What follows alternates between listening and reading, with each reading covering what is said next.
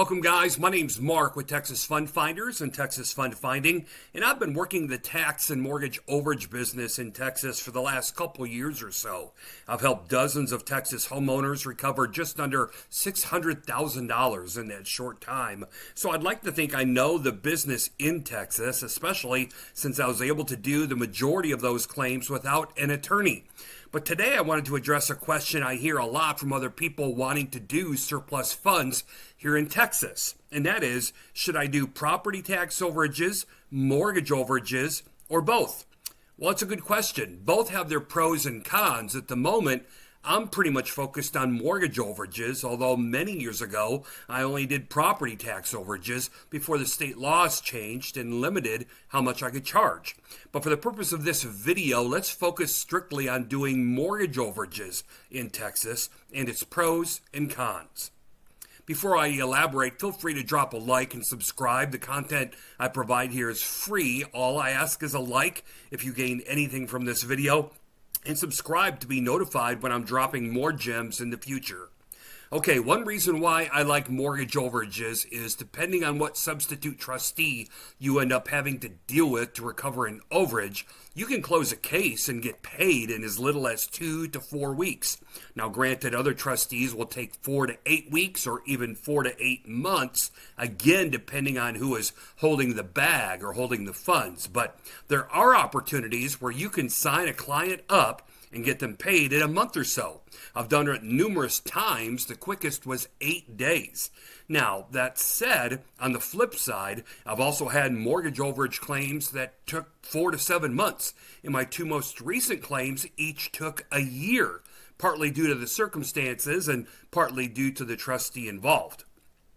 Also, unlike tax overages, depending on which substitute trustee is involved, they may not require you to get an attorney to represent you and help you with the claim. I've done a dozen or so claims with trustees that didn't require me to get my attorney involved. I got the claim done on my own. Now, that said, doing this is risky, especially when it comes to getting paid. The only time you want to consider going solo is 1, if the trustee doesn't require you to use your attorney, and 2, you work your own immediate area and your client lives nearby. If both of these things don't apply, use your attorney. It's worth the peace of mind. If you need a Texas attorney, I can refer one. Another reason to work Texas mortgage overages is the fact that month in and month out, there's simply more mortgage foreclosures in a given county usually than tax foreclosures. It doesn't necessarily mean you'll have more solid mortgage leads after vetting and researching, but you'll have more leads to start with before you do your due diligence. Lastly, another reason why I'm working mortgage overages over tax overages is I'm not limited to how much I can charge. Unlike tax overages, where the state limits us to 10% or $1,000, whichever is less, although there is a go-around to this. Those are the pros. We'll get into the cons here momentarily, but first, if you like the content or have learned anything, please like and subscribe. The more support we get, the more content we'll roll out for you. As far as mortgage overage cons, one big issue with working mortgage overages is that you can't easily find out if an overage has been claimed yet or not. The mortgage company that foreclosed won't tell you, and neither will the trustee, at least not without the owner's written consent. So really, the only way to find out if a lead has recovered their overage already is to actually contact them and ask them. Where with tax overages, it's possible to look up the case online with the county and monitor any claims to see if a particular tax overage on a particular case has been claimed. Also, from what I've seen, it seems there's more competition on the mortgage overage side of things compared to tax overages. That whole 10% or $1,000 limit set forth by the state probably has a lot to do with that.